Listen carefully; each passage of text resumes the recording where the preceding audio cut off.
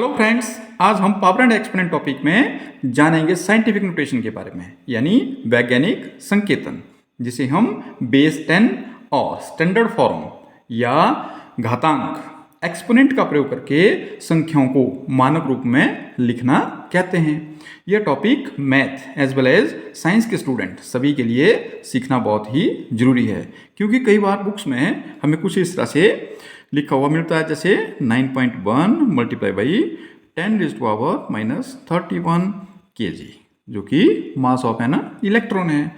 तो कहीं हमें ऐसा भी लिखा हुआ मिलता है 3 मल्टीप्लाई बाई 10⁻20 मीटर, जो कि distance of the sun from the centre of the galaxy है। ऐसा लिखा क्यों होता है? क्योंकि इससे संख्याओं को पढ़ना थोड़ा आसान होता है, लेकिन उनके लिए बहुत मुश्किल है जिन्होंने पावर एंड एक्सपोनेंट टॉपिक को नहीं पढ़ा हो या ध्यान से नहीं पढ़ा हो, क्योंकि यहाँ पर लिखा है 10⁻31 और 10⁻20। तो ये यहाँ पर +20 है, यहाँ पर -31 है। ऐसा क्यों हुआ? इन प्रश्नों का आंसर लर्नर के मन में अवश्य आना चाहिए, क्योंकि जब तक जो सीखने वाला है उसको जानने की उत्सुकता नहीं होगी तब तक वो कंसेप्ट को गहराई से नहीं सीखता है। इन प्रश्नों का उत्तर जानने से पहले टॉपिक से संबंधित कुछ बेसिक जानकारियाँ हैं, उनका रिवीजन कर लेते हैं। जैसे 100 है, तो 100 को हम कैसे लिख सकते हैं?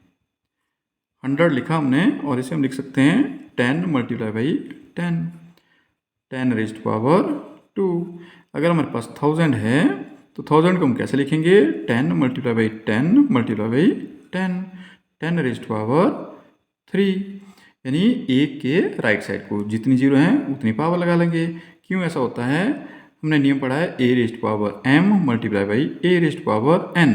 बेस इक्वल हैं, पावर ऐड होंगी क्योंकि बीच में मल्टीप्लाई का साइन है। हमारे पास आता है m+n। जैसे यहाँ पर पावर 1 1 3 बार है तो 3 हो गई। ये तो हो गया एक नियम के बारे में जानकारी। दूसरा है हमारे पास, एक और पढ़ा है हमने, जैसे 1/10, तो इसे लिखेंगे हम 10⁻⁻1। नियम पढ़ा है हमने x⁻⁻1 = 1/x। अगर इसका उल्टा कर लें तो 1/x = x⁻⁻1 होगा। यहाँ पर है 1/10। अगर हो जाए 1/100 तो हम लिखेंगे 1/10 मल्टीप्लाई बाई 10 = 1/10⁻², जो होगा 10⁻⁻2 के बराबर। अगर हम 1000 लिख लेते हैं तो 10⁻³ हो जाएगा। नेक्स्ट एक और जो इसका हम प्रयोग करने वाले नियम है, अगर हम लिखते हैं यहाँ पर कुछ इस तरह से 9/10, तो यहाँ पर लिखेंगे हम 0.9। अगर हम आगे लिखते हैं यहाँ पे 9/100, तो 2 जीरो हैं, तो यहाँ पर डेसिमल के राइट साइड को 2 अंक होने चाहिए, लेकिन यहाँ पर 9 एक किया तो यहाँ पर लिखेंगे हम 9 और 0 लगा लेंगे एक और इस तरह से। इसे हम भाग करके भी देख सकते हैं कि ऐसा होता भी है, नहीं होता है, और आपने देखा भी है। इसी पैटर्न को आगे बढ़ाते हुए अगर हम लिखते हैं 9/1000, तो क्या होगा? 9 3 0 है, 1 2 3, तो डेसिमल के राइट साइड को 3 डिजिट होने चाहिए।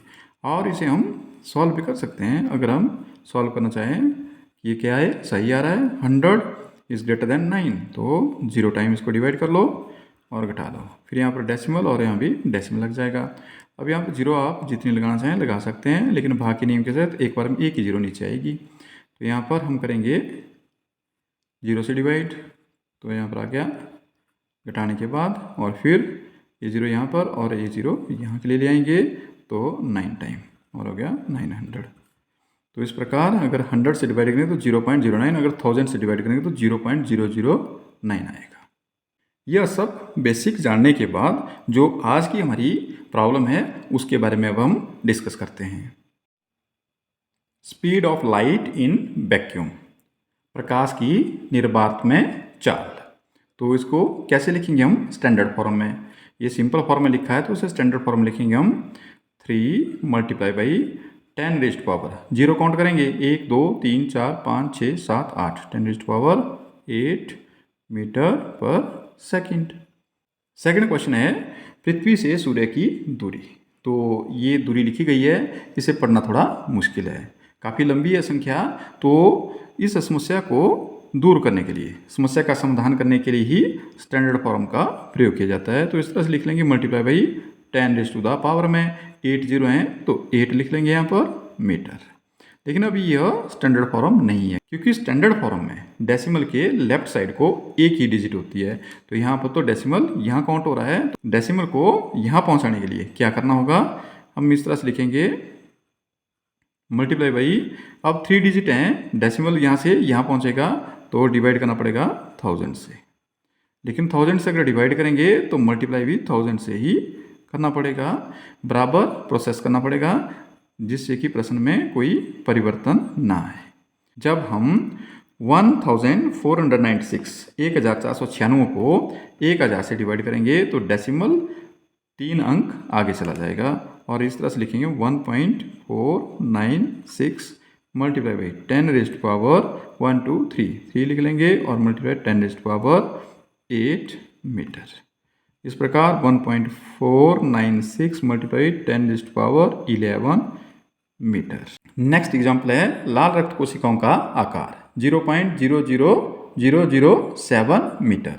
ये एग्जाम्पल पिछले वाले एग्जाम्पल से डिफरेंट है, इसलिए थोड़ा से ध्यान से देखिएगा कैसे। यहाँ पर लिखेंगे हम 7 अपॉन डेसिमल है, इसका लेंगे हम 1 और जितने भी आगे डेसिमल के राइट साइड को डिजिट हैं, चाहे वो 0 हैं चाहे कुछ और है, उन सब की हम 0 ही लगाएंगे।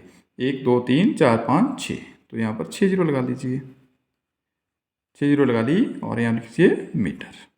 अब हम लिखेंगे यहाँ पर 7 अपॉन 10⁻6 मीटर। इसे हम इस तरह से भी लिख सकते हैं 7 मल्टीप्लाई बाई 1 अपॉन 10⁻6 मीटर। ये हो जाएगा अब 7 मल्टीप्लाई बाई 10⁻⁻6 मीटर। कैसे हुआ, नियम हमने पढ़ा है कौन सा, x⁻⁻1 is equal to 1 upon x। अगर इसका हम उल्टा देखें तो 1 upon x is equal to x⁻⁻1। बात करते हैं उस प्रश्न की जो हमने शुरू में लिखा था 9.1 मल्टीप्लाई 10⁻31 kg। यह एक स्टैंडर्ड फॉर्म है। अगर इसे हम जनरल फॉर्म में लिखना चाहें तो कैसे लिखेंगे, लिखेंगे 91 अपॉन डेसिमल का 1 लग गया और डेसिमल के बाद एक ही अंक है तो 1 0 मल्टीप्लाई बाई 1 अपॉन 10⁻31 kg। इस प्रकार यहाँ पर हो गया 91 मल्टीप्लाई बाई 191 और 10⁻32 kg। नियम है a⁻m multiply by a⁻n is equal to a⁻m plus n। यहाँ पर पावर 1 है तो 31 में ऐड हो गया 32 हो गया। अब क्या होगा इसमें 91 अपॉन 32 टाइम लिखना पड़ेगा, यहाँ पर 1 और 32 0 लगाना पड़ेगा, यह इसका सामान्य रूप होगा। तो स्टैंडर्ड फॉर्म हमारे काम को कम करता है। उम्मीद करता हूँ कि आपको जानकारी अच्छी लगी होगी। अगर चैनल पे पहली बार आए हों तो सब्सक्राइब करना ना भूलिएगा और पहले से जुड़े हैं तो लाइक और शेयर जरूर कीजिएगा। Thank you.